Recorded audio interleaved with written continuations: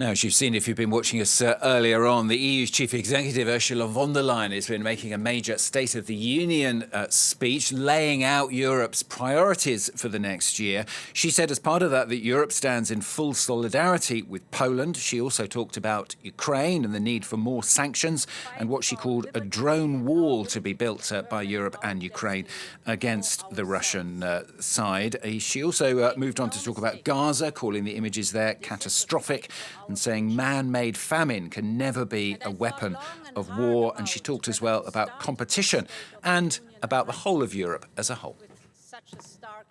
From the devastating scenes in Gaza to the relentless Russian barrage on Ukraine, we simply cannot wait for this storm to pass.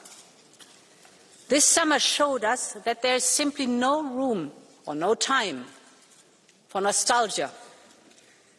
Battle lines for a new world order based on power are being drawn right now. So yes, Europe must fight for its place in the world, in which many major powers are either ambivalent or openly hostile to Europe, a world of imperial ambitions and imperial wars, a world in which dependencies are ruthlessly weaponized. And it is for all these reasons that a new Europe must emerge. Ursula von der Leyen there. Well, a short while ago, I spoke to our European Affairs editor, Armin Georgian.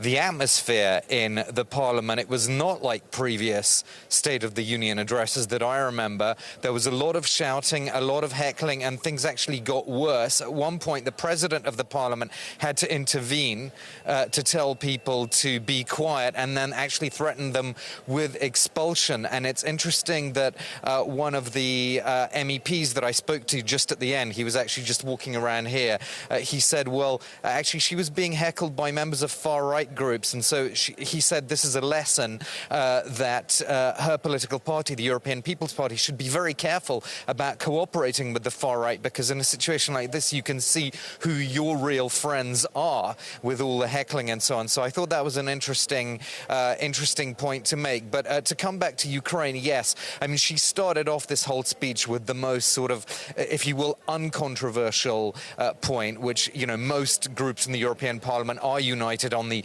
issue of Ukraine. And of course, she did this sort of personal, spoke of this personal story, which she often does. That's how she frames the Ukraine question, to make it more sort of human, with this young man who was forced to change his identity, but eventually made his way back to Ukraine from Russia. So that got a big round of applause. So she kind of started on a sort of big topic that most people were not really going to fundamentally disagree with. The more difficult stuff came later, as you mentioned, with Gaza and competitiveness.